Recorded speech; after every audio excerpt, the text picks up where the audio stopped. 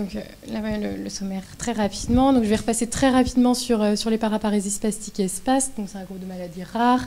Il y a une grande hétérogénéité sur le plan à la fois phénotypique et génotypique.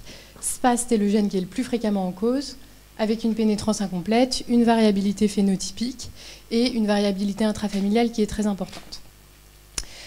Donc, si on reprend les données de la littérature, le mosaïcisme somatique dans le gène SPAST est extrêmement rare et à ce jour, il y a seulement 3 cas rapportés dans la littérature. Le premier cas, c'était l'histoire d'un monsieur qui a débuté une paraparésie spastique de forme pure à l'âge de 55 ans.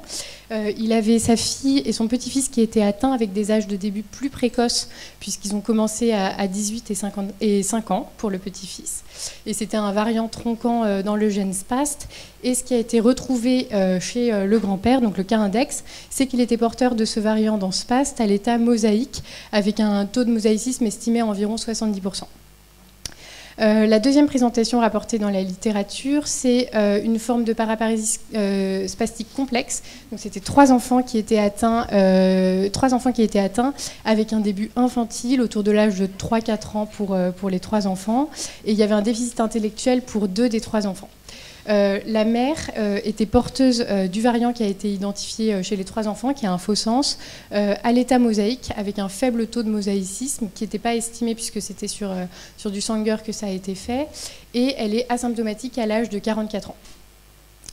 Enfin, la dernière présentation avec un mosaïcisme somatique dans SPAST, c'est chez un enfant qui a débuté une paraparésie spastique à l'âge de 1 an, qui avait 9 ans au moment du diagnostic, et qui avait un phénotype assez complexe, puisqu'il avait aussi un trouble du spectre de l'autisme. Et il a été identifié plusieurs choses sur le plan génétique pour cet enfant. Donc à la fois 2 faux sens dans le gène SPAST à la même localisation génétique, qui étaient tous les 2 présents à l'état de mosaïque, à 25 et 30%, mais avec des taux variables en fonction des tissus analysés. Et également, il avait une duplication de quasiment 2 mégabases sur un locus qui était un facteur de prédisposition au trouble du spectre de l'autisme.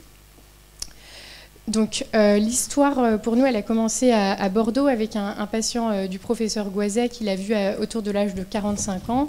C'est un monsieur qui a une paraparésie spastique depuis l'enfance et qui a également une sténose hypertrophique du pylore, enfin qui avait une sténose hypertrophique du pylore qui a été opérée dans la toute petite enfance.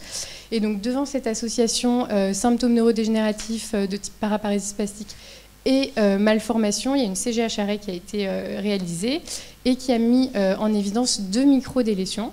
Donc une première microdélétion sur le bras court du chromosome 2 de 600 kb qui incluait une grande partie du gène SPAST et une deuxième microdélétion de quasiment la même taille qui incluait le gène MME qui est un gène de Charcot-Marie-Tooth mais de début assez tardif dans la 4e ou 5e décennie et c'est également un gène d'ataxie spinocérébelleuse même s'il a été rapporté que dans une seule famille. Donc la ségrégation a été faite pour ce patient et il a été montré que la délétion qui incluait une partie du gène SPAST était présente à l'état de mosaïque chez le père. Donc à gauche de l'image, vous avez la délétion chez le cas index, donc le log de ratio est à -1, donc c'est une délétion à l'état homogène. Et chez le père, vous voyez que le log de ratio est plus faible, il est à -0,31 et donc c'est signe d'une mosaïque qui est estimée à environ 45% avec ce log de ratio. Le père, il avait 68 ans au moment où il a été vu, un karyotype a été fait pour éliminer une translocation, c'était normal, et il était complètement asymptomatique à l'âge de 68 ans, il a également eu un électromyogramme qui était normal. Donc, du fait de cette présentation avec un parent qui avait un mosaïcisme dans SPAST, on a contacté le docteur Guillaume Banot à la Pitié-Salpêtrière pour savoir si dans la série de patients atteints de paraparésie spastique de la Pitié-Salpêtrière, s'il y avait des cas en mosaïque qui étaient retrouvés fréquemment. Et donc, il nous a confirmé qu'il y avait 3 patients où un mosaïcisme avait été découvert. Et donc, je vais vous les présenter assez rapidement. Donc, la première famille, c'est le cas index, c'est un enfant qui a une paraparésie spastique qui a débuté à l'âge de 1 an. C'est un faux sens récurrent qui a été mis en évidence dans l'exon 13 et qui était présent à l'état de mosaïque chez lui à environ 58% de ses lymphocytes sanguins. Donc en fait, il y a eu 2 séquençages qui ont été réalisés et c'est une moyenne des 2 séquençages qui a permis de trouver le taux de mosaïcisme. Pour la deuxième famille, c'est un âge de début adulte, autour de 60 ans. Il y avait des petites hyperintensités périventriculaires sur l'IRM cérébral. Et le variant identifié, c'est un variant d'épissage qui était prédit pour affecter le site donneur de l'intron 11. Le taux de mosaïque qui était plus faible et estimé à 36%. La dernière famille, c'était un père, le Carindex, qui avait débuté à 70 ans, la fille un petit peu plus tôt à 47 ans. Et il a été identifié un variant tronquant dans l'exon 1 qui aboutissait à un codon stop prématuré, qui était retrouvé avec un taux de mosaïcisme estimé à 58% chez le père, et il était évidemment présent à l'état homogène chez la fille. Donc, pour représenter les variants qui ont été identifiés à la fois chez la famille bordelaise et chez les patients de la cohorte parisienne, donc, ils sont situés à différents endroits dans le gène SPAST. On voit que c'est des variants aussi de différents types. Il y a à la fois une grande délétion, un variant d'épissage, un faux sens, un frame shift.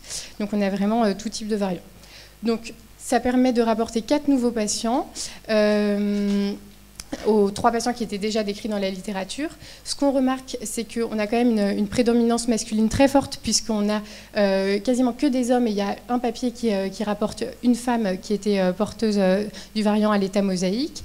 Les âges de début sont extrêmement variables, les formes sont principalement pures, les variants sont de tout type, comme je vous ai dit à la diapositive précédente, et on n'a pas de corrélation évidente entre le taux de mosaïcisme et la sévérité de la forme ou la possibilité, et la sévérité de la forme. Donc, pour conclure, le mosaïcisme somatique dans SPAST semble être un événement plutôt rare, voire même extrêmement rare, mais qui est sûrement sous-estimé du fait de la non-exploration systématique. Il n'y a pas de corrélation évidente entre le taux de mosaïcisme et le pronostic. Merci beaucoup. J'ai quand même j'ai l'impression que les mosaïques que tu nous as présentées là de SPAST, ils sont quand même assez sévères. Ah oui, oui. Oui, il n'y a pas de... C'est pas des formes plus... non. Des formes moins sévères. Et on a que... Entre la littérature et les patients de la série, on n'a que 2 cas asymptomatiques, quoi. Donc, c'est des patients qui sont atteints. Et, assez sévères. Ça m'avait frappé, oui, c'est sûr.